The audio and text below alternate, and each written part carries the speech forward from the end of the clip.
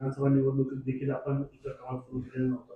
बदलाच्या वेळेस काय स्थिती असणार, कारण विरोधी पक्षातले नेते जे ते आपले मुख्यमंत्र्यांच्या जवळचे मानले जातात, जे संबंध ते सारखा सगळे सांगत असतात. मग आता किती मोठी स्पर्धा आहे. अरे स्पर्धा ही नेहमीच इथं आहे आणि कुणी मुख्यमंत्र्यांच्या जवळ आहे म्हणून काही करायचं लायसन आहे असं नसतं, हे लोकांना माहिती आहे. त्यामुळे शेवटी जनता या सगळ्याचा हिशोब करणार आहे.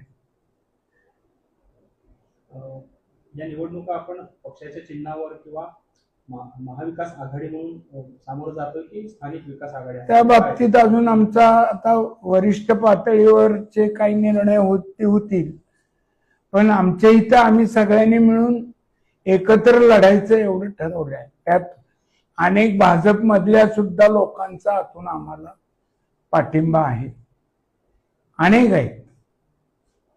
म्हणजे असा पक्ष भिनवेश सोडून आमच्या बरोबर अनेक लोक आहेत.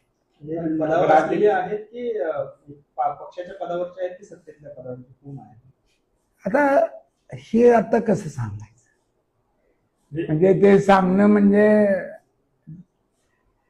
नाव नकोय, पण किमान पद आहे. नाही काय करायचं. म्हणजे ही संपूर्ण निवडणूक भाजप विरोधपेक्षा व्यक्ती केंद्रित एक्झॅक्टली निवडणूक असेल.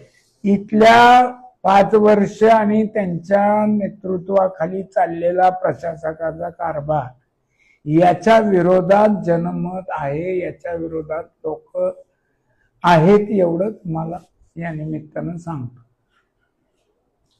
आज नगराध्यक्ष पदाचा उमेदवार पण आपण जाहीर केलेला आहे, कोण असणार आहे? आमच्या नगराध्यक्ष पदाचे उमेदवार आहेत आमच्या सौ निर्मलाताई विश्वास बारबोले.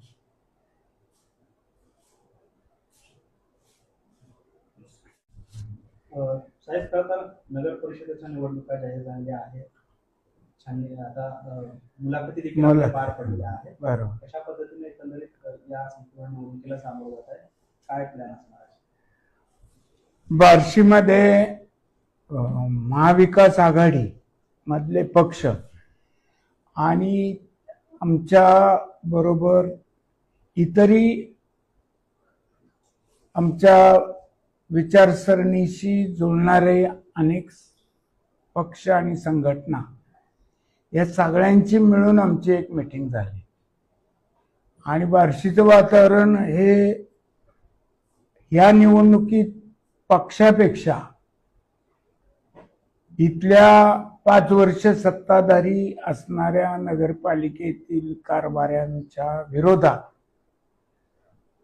एक वातावरण आणि त्यामुळं पक्षाच्या सीमा ओलांडून अनेक लोक या निवडणुकीत आमच्या बरोबर आलेले आहेत. त्यामुळं आम्ही या निवडणुकीत पक्षाने द्वेष न ठेवता या निवडणुकीला केवळ या नगरपालिकेचा कारभार फार पूर्वी जसा चांगला चालत होता त्या पद्धतीनं करण्यासाठी अनेक चांगले नेते मंडळी, कार्यकर्ते मंडळी ज्यांचे एकत्र विचार जुळतात असे सगळे एका ठिकाणी आलेले आहेत. प्रामुख्याने कोणत्या मुद्द्यांवरती ह्या निवडणुकीमध्ये लक्ष असणार आहे? आता लोकांचे मुद्दे तक्रारीचे एकतर सगळ्यात महत्वाचा म्हणजे विस्कळीत पाणी पुरवठा. म्हणजे धरणात पाणी आहे असं एकही वर्ष नाही की धरण मायनस मध्ये गेल्यामुळं पाणी पुरवठा झाला नाही, असं कारणच नाही. फक्त यांना वितरण व्यवस्थाच गेली 8-9 वर्ष जमलेली नाही. मी पाणीपुरवठा मंत्री असताना ह्या गावाच्या वितरण व्यवस्थेसाठी जवळपास 60 कोटी रुपयाचा निधी हा दिलेला आहे आणि त्याच्यातून परत 5 वर्ष यांच्याही कारकिर्दीत ती कामं ही चालू होती.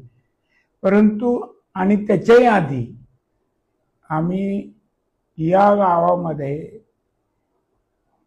पाणी साठा साठी ज्या उंच टाक्या आहेत त्या मोठ्या प्रमाणात बांधल्या गेलेल्या आहेत. या 5 वर्षात तर त्यांच्याकडून एक सुद्धा टाकी बांधलेली उदाहरण नाही. पण एवढ्या सगळ्या टाक्या, पाणी, पाईपलाईन दिलेल्या असताना सुद्धा वितरण व्यवस्था काही जमलेल्या नाही. आणि जास्तीत जास्त 15 दिवस आणि कमीत कमी 5 दिवस अशा फरकानं दिवसांच्या पाणी पुरवठा होत आहे. हा सगळ्यात मोठा लोकांच्या नाराजीचा मुद्दा आहे.